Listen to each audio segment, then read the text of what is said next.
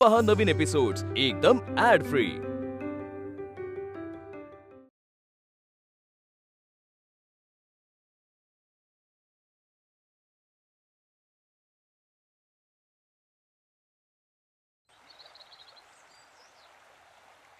गुरुर्ब्रह्मा गुरुर्विष्णू गुरुर्देवो महेश्वरा गुरुर्साक्षात परब्रह्म तस्मै श्री गुरवे सखू सखू अगं कार्टे एका जागेवर थांबशील तर भरवता येतील ना तुला हे दूध पोहे। अगो अगो तुला हवंय की नकोय? हवाय। मग एका जागी नीट बसता येत नाही तुला? मला पक्कर। अगं सखू कार्टे सखू इकडे ये सखू। अगो बाई बाई बाई काय पोरं म्हणायची ही राधा कशी काय सांभाळते या चार चार पोरांना देवास ठाऊक। राधा वहिनींचे प्रत्येक काम अगदी चोख असते हो, उगाच नाही जो तो त्यांचे नाव घेतो ते। ह घेऊ देत, पण असली द्वाड कार्टी पाहिली नव्हती बाई कधी। माझी उमा नव्हती बाई इतकी द्वाड तिच्या लहानपणी। एका ठिकाणी गुपचूप बसून राहायची आणि गपचूप खात बसायची। तुम्हास काय ठाऊक तिच्या लहानपणीचे? तिचे सारे केले राधा वहिनी आणि माझ्या आईने। तुम्ही मात्र तिच्या गलावर डागे तिच्या गलावर डागे असं जन्मभर हिणवत आलात। अगं तूही काही कमी टोमणे नाही मारलेस तिला, सांगते मोठी। हो आता आईशीलाच मोल नाही स्वतःच्या पोरीचे तर दुसरे कशाच तोल सांभाळतील स्वतःचे। आताही राधा वहिनीच गेलेत ना माडीवरच्या खोलीत उमेश 3 दिवस सोबत करावयास। एवढे नकोय हो कौतुक करायला, मी सुद्धा जाणारच होते पण जाऊबाईंनी आणि राधाबाईंनी मोडता घातला म्हणून राहिले। मोडता घालतील नाही तर काय, तुम्ही सुखाने जगू दिले असते तुम्हाला। 3 दिवस 3 वर्षांसारखे वाटले असते 30। अगो तुला काय वाटले माझ्या मुलीवर जीव?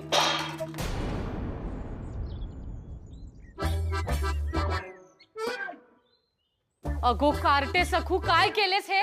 सांडलेस ना सगळे दूध पोहे। थांब तू अशी नाही ऐकायची, तुला चांगलाच इंगा दाखवला पाहिजे आज।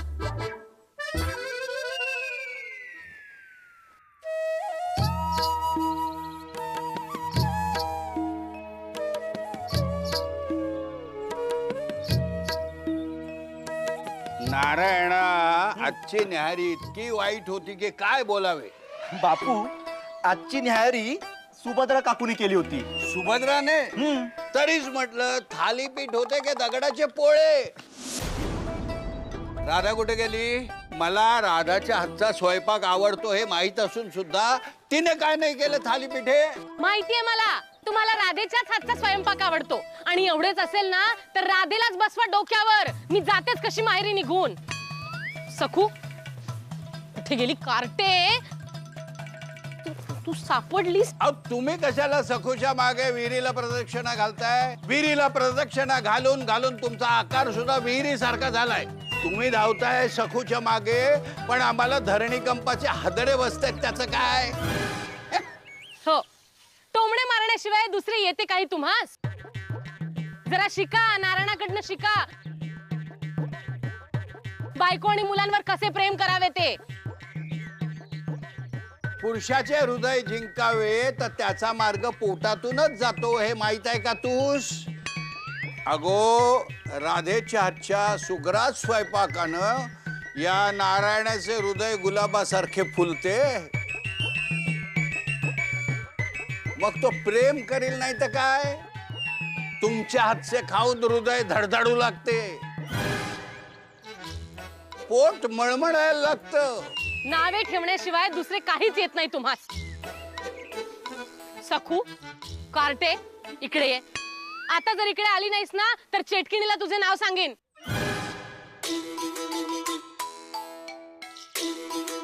चल खाऊन घे, 3 दिवसानंतर तुझी आईच सांभाळेल तुला, मी काही तुझ्या भानगडीत पडणार नाही गो बाई।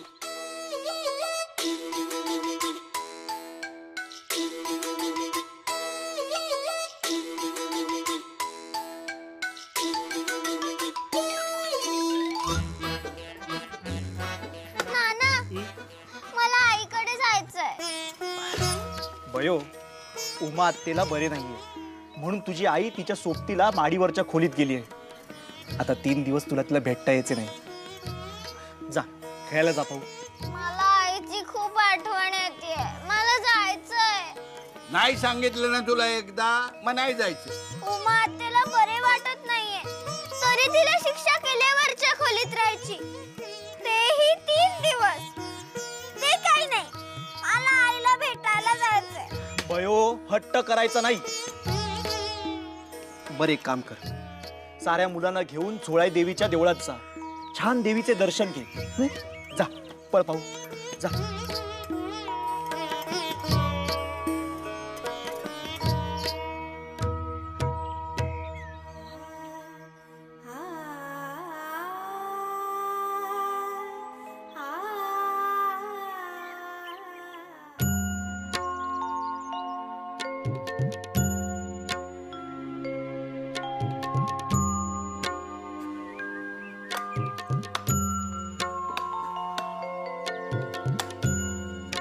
कुठे निघाले स्वारी?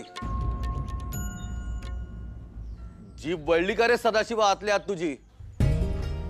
वडील काही विचारतायत, उत्तर देता येत नाहीये. देवळात जातोय. हम्म?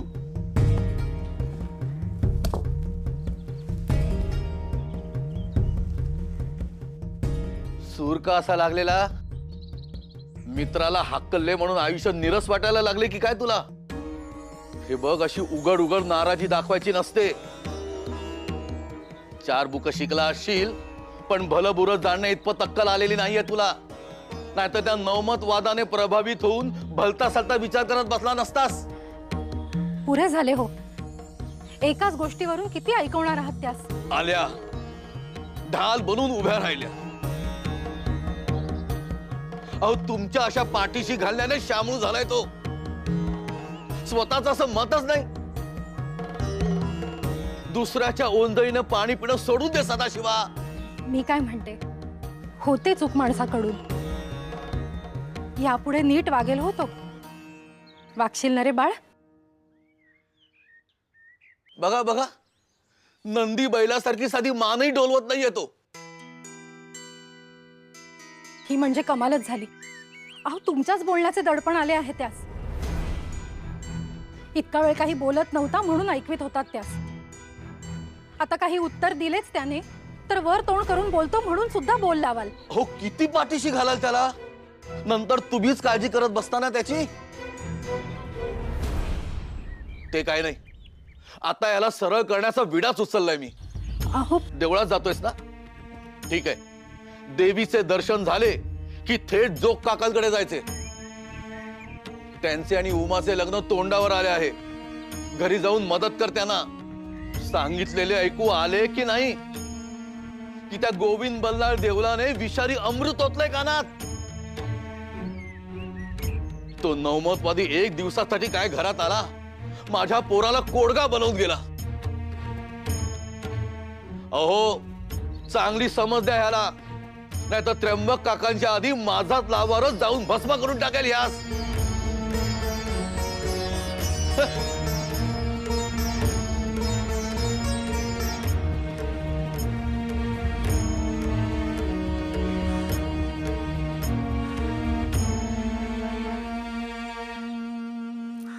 सदाशिवा, वाईट वाटून घेऊ नकोस हो. वडीलधारे आपल्याला जे काही बोलतात ते सारे आपल्या भल्यासाठीच असते. आपल्यापेक्षा 4 पावसाळे अधिकचा अनुभव असतो ना त्यांच्या पाठीशी, म्हणून. खरे सांगू, यांचे हे रूप मी सुद्धा प्रथमच पाहिले. पण ते तुझ्यावर कितीही रागवले, चिडले, तरी ते तुझ्या भल्यासाठीच बरे.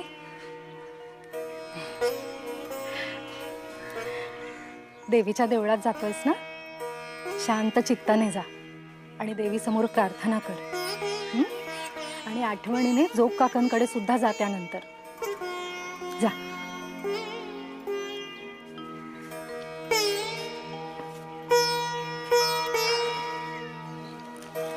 आई झोळाई, माझ्या सदाशिवास सद्बुद्धी दे ग बाई.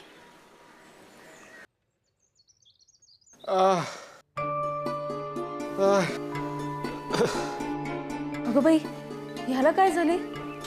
कळतोय का हा?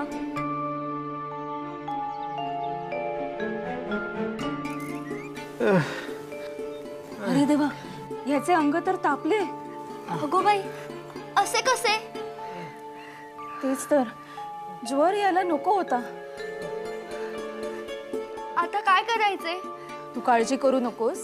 पांढरी मुळी उगाळून थोड्या थोड्या वेळाने याला चाटण द्यावे लागेल. मी बयोसोबत मुळी पाठवली होती. हो हो आहे ना. हां, घेऊन ये ती चट्टदिशी. मी मुळी उगाळते आणि नंतर तू त्याला चाटण दे. मी? हो तू. मी चाटण तयार करेपर्यंत याच्या कपाळावर थंड पाण्याच्या पट्ट्या ठेव. अगं बघतेस काय माझ्याकडे? चटचट हात चालव बघू. जा ती मुळी घेऊन ये.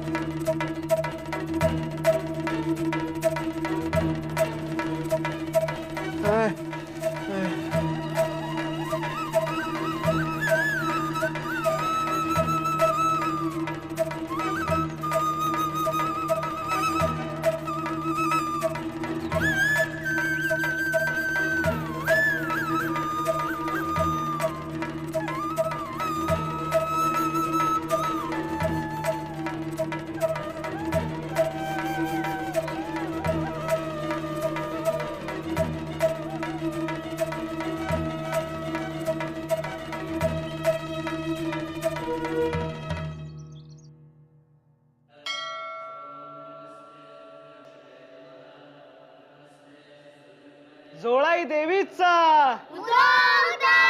जोळाई देवीचा. तुम्ही? अरे आज पण आपण देवळात भेटलो, पण मी मागच्या वेळेस सारखा माझ्या शेंडीचा केस देणार नाहीये. लहानपणी आपण काहीही करतो ना. अच्छा, 15 दिवसात फारच मोठे झालास वाटते. काय गंमत झाली ना. यांच्या शेंडीचा केस मोठ्या आशेने आपण चेटकिणीला दिला, पण ती काय आलीच नाही मदत करायला. प्रभाकर दादानी फसवले बहुतेक आपल्याला. आता काय करायचे? ही दोन्ही लग्न होऊ नये म्हणून आपण देवीकडे प्रार्थना करायची का? हो हो करूया. आई झोळाई आपली नक्की मदत करेल. हो हो आपण तिची विनवणी करूयात, पण कौल सुद्धा लावूया. खरे गुरुजींना कौल लावताना आम्ही खूप वेळा बघितले आहे. म्हणजे काय करायचे सांगतो.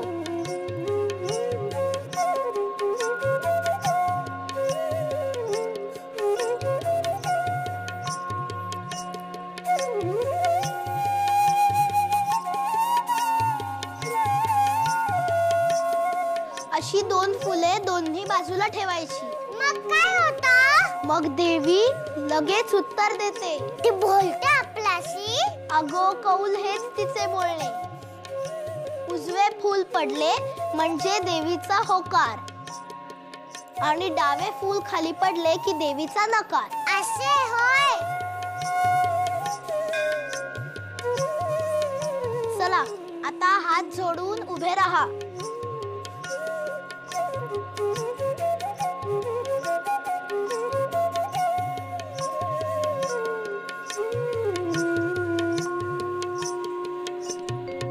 रमला कुठे ग कान्हा, अग रमला. बाई बाई बाई बाई बाई बाई बाई, कलियुग हो, घोर कलियुग. या आता काय झाले? कुणाची लावालावी करायला आलीस? मी कशाच लावालाव्या करू? आता आपलेच दात आणि आपलेच ओठ म्हणून जीव कासावीस होतो माझा. काय झाले ते सांग तरी पटकन, नाही तर पोटात दुखेल हो तुझ्या. आजवर आपल्या घराण्यात जे घडले नाही ते घडले आज. असे नमनाला घडाभर तेल झाले. आता मुद्द्याचे काय ते बोल. सांगते. पहिल्यांदाच बाप लेकामध्ये ही अशी दरी निर्माण झालीये. बापलेक म्हणजे नारायण आणि सदाशिव, अजून कोण? आपण काय झालं ते सांगशील तर. अहो सदाशिवाच्या मित्रास भाऊजींनी हकलून दिले, त्याचे वाईट वाटले ते आज. असे म्हणून अबोला धरले भाऊजी. अशी म्हणून अबोला धरलाय भाऊजींशी. म्हणजे एवढी मजल गेली सदाशिवाची. तर जाऊबाई गेल्या नेहमीप्रमाणे पाठ राखण करायला. पण भाऊजींनी असा काही रुद्रावतार धारण केला की जाऊबाईंची बोबडीच वळली. हो का? मग पुढे काय झाले गोदे? जाऊबाई चळा चळा कापायला लागल्या असे सुद्धा सांगून टाक. जे घडले नाही ते कशाला सांगू मी उगाच. अगो मग जे घडले ते तिखट मीठ लावून सांगण्याची काय गरज आहे तू? तिखट मिठाचे प्रमाण तुम्हाला जास्त कळते माझ्यापेक्षा. मी स्वयंपाकाचे नाही हो, सासूबाईंचे कान भरण्याबद्दल बोलते. मी कशाला कोणाचे कान भरू? आणि जसं काही ही बाब त्यांच्या कानावर कधी येणारच नव्हती. अगो वाद आहे बाप लेकात. तुम्ही दोघी कशाला भांडताय, कशाला वाद घालताय? वादाचे कारण ही गोदा आहे गोदा. सासूबाई मी सांगते, हिला काय गरज होती चोमडेपणा करण्याची? नाही अगं तसे नाही गो. ऐकले सासूबाई, चोमडेपणा म्हणाला या. चोमडेपणा नाही गो, जे खरं आहे ते सांगत होती बिचारी. बिचारी? ही बिचारी? अबे. बाप लेकामध्ये दरी निर्माण होते, यात आनंद मांडणारी ही बिचारी. इकडे आणते, मला लागेल.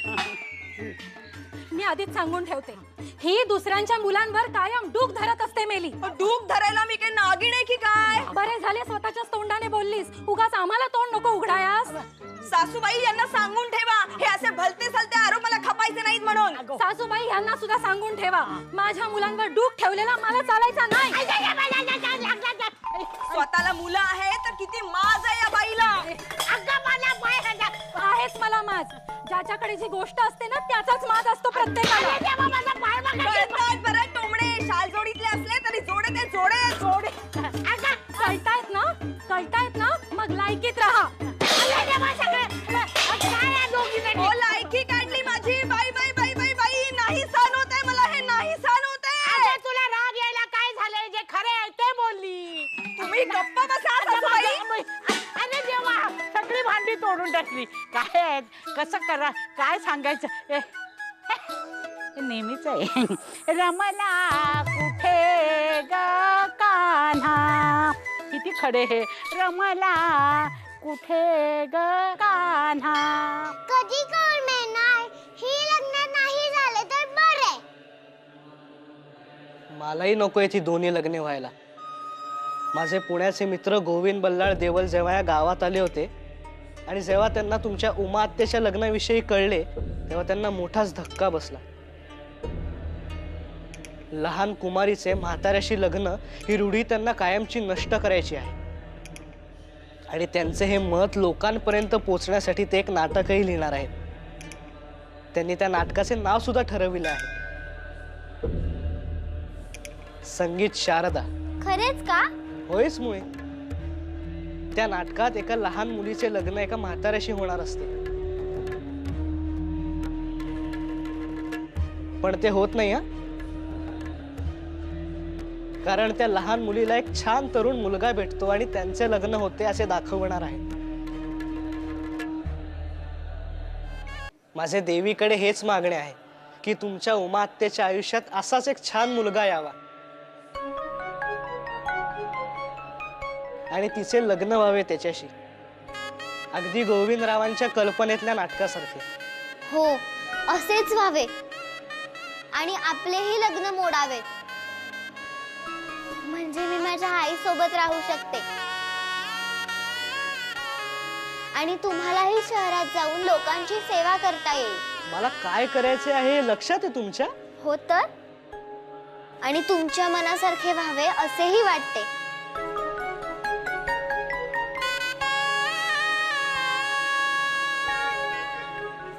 ते फूल भरतच नाहीये.